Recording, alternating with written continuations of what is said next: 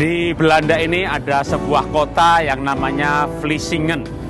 Kota ini berasal dari kata fles. Memang ada banyak legenda, tapi saya tertarik dengan salah satu legenda kenapa kota ini disebut dengan Vlissingen, yang berasal dari kata fles atau botol. Ya, kalau dalam bahasa Inggris bottle, tapi dalam bahasa Belandanya fles. Ada kisah di kota Vlissingen, di mana seorang misionaris namanya Pastor Willibrord, dia abad yang ke-7 mengabarkan Injil ke kota ini.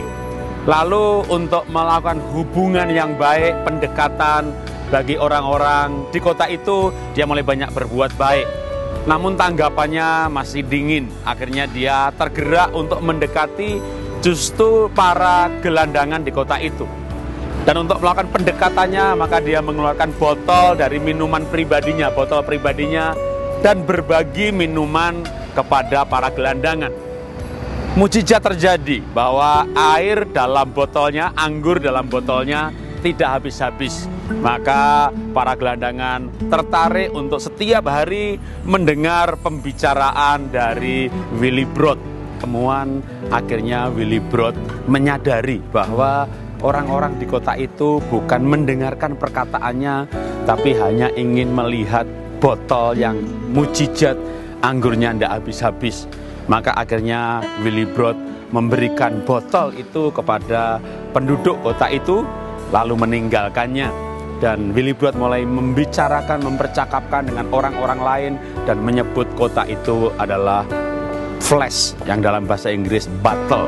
Akhirnya lama-lama menjadi Vlissingen, tambahan kata inge di belakang, karena memang di kawasan ini kota-kota dengan akhiran itu, dan akhirnya menjadi Vlissingen. Apa inspirasi dari kisah kota Vlissingen ini?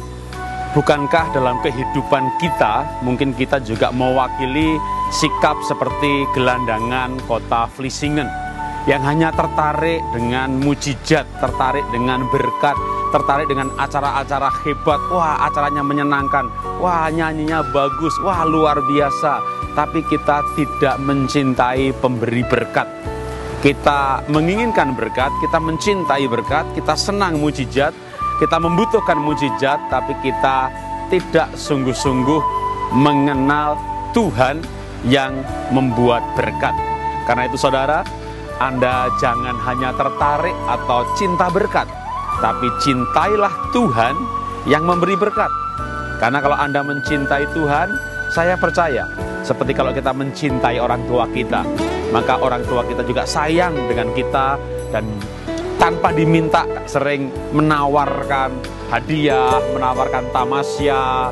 Wah, sepatunya udah jelek, kenapa nggak diganti? Justru orang tua yang menawarkan. Kenapa?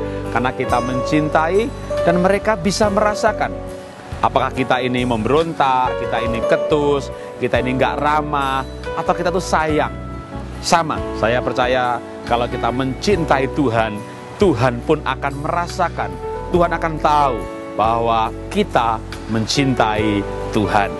Karena itu mari kita hidup bermakna, hidup bahagia, bahkan diberkati karena kita mencintai yang memberi berkat. Itulah inspirasi dari negeri kincir angin. Saya sampaikan langsung dari Eropa. Salam dahsyat, luar biasa.